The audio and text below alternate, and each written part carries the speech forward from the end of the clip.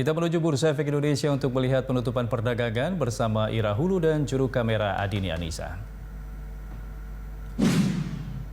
Ya Ira, seperti apa kinerja penutupan sore ini? Tadi pada saat dibuka di sesi kedua, Andra dan juga pemirsa, indeks harga saham gabungan kita masih terkoreksi 0,63%. Saat ini kami langsung saja akan menunjukkan posisi indeks harga saham gabungan di penutupan perdagangan di sesi kedua untuk hari ini, 21 Juni 2021. Kita lihat bersama di monitor Bursa Efek Indonesia, tepat pada pukul 15.00 waktu Indonesia bagian Barat, indeks harga saham gabungan kita ditutup dengan koreksi 0,18%, 10,87 basis poin di level 5.996,25. Kita juga bisa lihat IHSG berada di rentang 5.884 sampai 6.021,49. Tadi kami lihat indeks harga saham gabungan ini sempat menyentuh angka tertingginya yakni 6.021,49 ataupun di level tertingginya. Kemudian akhirnya pada penutupan IHSG kita harus tetap terparkir dengan berada di teritori negatif. Sepanjang hari ini sudah ada 19,1 miliar lembar saham yang beredar. Sementara untuk trading value ataupun nilai perdagangannya 13,3 triliun rupiah dan transaksi perdagangan sudah mencapai 1.202.000 kali transaksi perdagangan.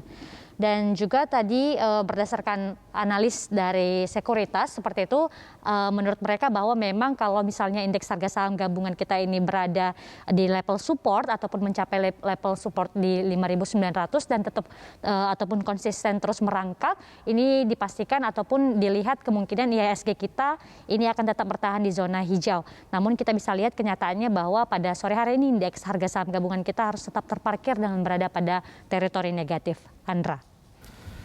Ya, Ira, saham dan sektor apa yang paling mempengaruhi penutupan sore ini?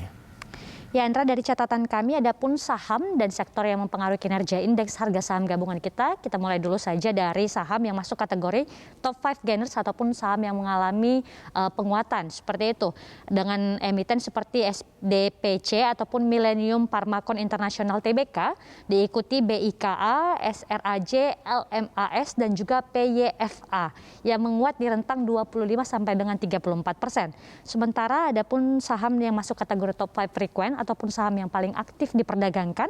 Ini diantaranya seperti BABP ataupun PT Bank MNC Internasional, kemudian juga KLBF, FREN, MLPL dan juga BBRI yang sudah diperdagangkan sepanjang hari ini sebanyak 25.000 sampai dengan 42.000 kali. Sementara itu juga dari 10 sektor yang menggerakkan kinerja indeks harga saham gabungan, tercatat ada 2 sektor yang menguat dan 8 sektor yang melemah. Adapun 2 sektor yang menguat tersebut adalah sektor kesehatan yang menguat 9,9%, sementara sektor dan juga sektor barang konsumsi non primer yang menguat 0,48%. Sementara 8 sektor yang melemah dengan pelemahan terdalam ini ada pada sektor industri melemah 1,98% dan juga energi yang melemah 1,68%. Demikian, Andra. Ya baik, terima kasih atas laporan Anda pemirsa. Ira Hulu melaporkan langsung dari Bursa Efek Indonesia.